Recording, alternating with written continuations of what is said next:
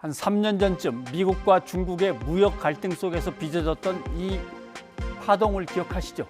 미국이 중국의 파이 회사에 아예 반도체 칩 공급을 막아버렸습니다. 그러면서 1차, 2차, 3차 제재가 계속 가해집니다. 이때 미국이 사용한 무기 중에 하나가 바로 이겁니다. 보시면 해외 직접 생산품 규칙이라고 하는 건데요. 다른 나라에서 만들어서 거래를 하더라도 미국의 기술이나 소프트웨어가 조금이라도 사용됐다면 이건 미국 걸로 보고 미국 정부가 직접 통제한다. 수출을 금지시킬 수도 있다라고 하는 겁니다.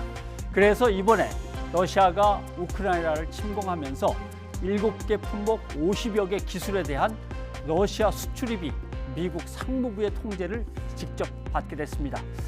문제는 그런데 지난달 24일 유럽연합과 영국, 호주, 일본, 캐나다, 뉴질랜드 유럽연합 27개국의 5개 나라니까 32개국이죠. 모두 미국과 동맹관계에 있는 나라들입니다.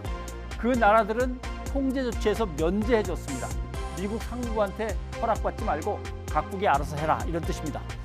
그러면 우리도 미국하고 동맹국인데 러시아 제재 동참이 늦어져서 그런 걸까?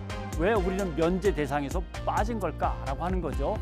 러시아에 있는 우리 기업의 수출이나 그 공장에 재료가 공급되는 것도 미국 상무부의 허가를 거쳐서 가야 되니까 심각하죠. 그런데 다행히 어제 미국과 합의가 됐다는 소식입니다. 보시면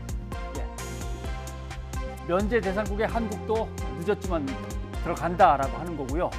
그 대신 이것을 공식적으로 미국 관부에 게재를 하게 되겠다라고 하는 거고, 그다음에 그 대신 한국이 국제사회와 똑같이 수출 통제를 철저히 잘해라라고 하는 겁니다. 그래도 미국 상무부에 일일이 허가를 구하는 것하고 우리 정부가 직접 해주는 거하고는 불확실성이나 소요 기간 등에서 상당히 차이가 큽니다. 그런데 우리는 왜 늦어서 따로 면제 협상을 벌여야만 했을까? 그 고민이 길어졌던 배경을 한번 보겠습니다. 삼성전자, LG전자 공장이 모스크바 근처에 있는데요. 가전 분야에서 다 1위들입니다. 또 삼성전자는 스마트폰 시장 점유율이 러시아 1위입니다. 30%나 됩니다. 그리고 자동차 업계를 보면 러시아 수출 품목 중에 자동차의 비중이 25%, 4분의 1이나 됩니다. 애플 같은 경우는 러시아에 공장이 없습니다. 또 볼보, 폭스바겐 이런 자동차는요, 러시아 시장에서 별로 팔리지도 않습니다. 그런데 우리는 이렇게 사정이 완전히 다른 거죠.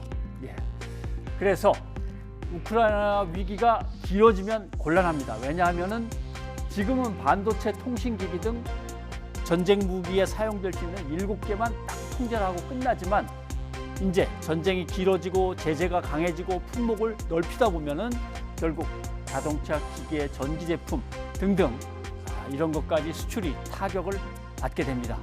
그래서 관련 기업들에게 우리 정부는 세세한 정보 그리고 확실한 금융 지원들을 계속해 나가야 되겠습니다.